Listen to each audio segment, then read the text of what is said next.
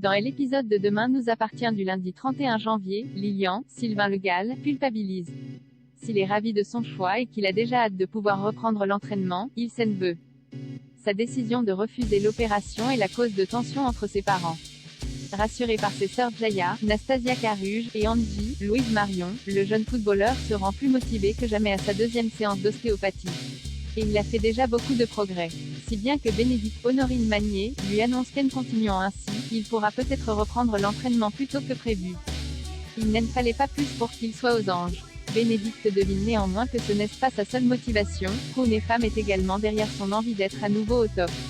De son côté, en colère contre tout, Cédric, Julien Cheminade, se plaint auprès de l'attentive Nord, Saël de Figueredo, qui ne manque pas l'occasion de l'apaiser et le réconforter, surtout lorsqu'il évoque ses difficultés conjugales. Alors que Cédric et Nord sont sur le point de s'embrasser, ce dernier fait machine arrière, estimant que ce n'est pas une bonne idée. Plus tard dans la soirée, Lilian envoie à Nord une photo de lui lors de la séance d'ostéo, tandis que celle-ci préfère envoyer un message à Cédric, lui disant qu'elle n'arrête pas de penser à leur rapprochement. Cédric ne lui répond pas, même si c'est également son cas. Maxime se bat, Alex est empoisonné. Le réveil est difficile chez les Delcourt, depuis que Céleste a été placée en foyer. Chloé, Ingrid Chauvin, est abattue. Et pour couronner le tout, les baies vitrées de leur maison ont été taguées d'insultes. Persuadée que la coupable est Flore, Anne Caillon, Alexandre Brasseur, veut lui remettre les pendules à l'heure, mais Chloé a peur que ça leur retombe dessus et préfère plutôt porter plainte. Maxime, Clément Rémien, est remonté à bloc et décide d'aborder le sujet avec son cousin, Hector Langevin. Sauf que Flore arrive au même moment.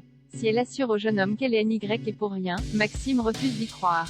Si bien que le ton monte entre lui et Barre, qui décide de s'en mêler et même de donner un alibi à sa mère. Après la plainte de Chloé, Karim, Samy Garbi, lui, est allé demander des explications à Andrea, Aurélien Foubert, qui nie avoir commis ces tags. Chloé joue avec le feu. Elle a trouvé l'adresse du foyer de Céleste mais elle n'a rien à y faire, comme le lui rappelle l'inspecteur de l'AS qui refuse de la laisser s'approcher de sa fille, auquel cas cela sera notifié dans le rapport. En revanche, il lui assure qu'un calendrier de visite sera bientôt établi. Plus tard, Andrea rend visite à Chloé au lycée afin de lui promettre qu'il n'a aucun lien avec toute cette affaire, qu'il sait qu'elle est une bonne mère, qu'il est de son côté, qu'il aime beaucoup trop sa famille pour leur faire du mal. Il va même plus loin en estimant qu'ils sont sa famille. Alors que Chloé s'emporte contre son ancien assistant maternel, Maxime déboule dans le bureau de sa mère, s'en mêle et agresse le jeune homme en le jetant à terre.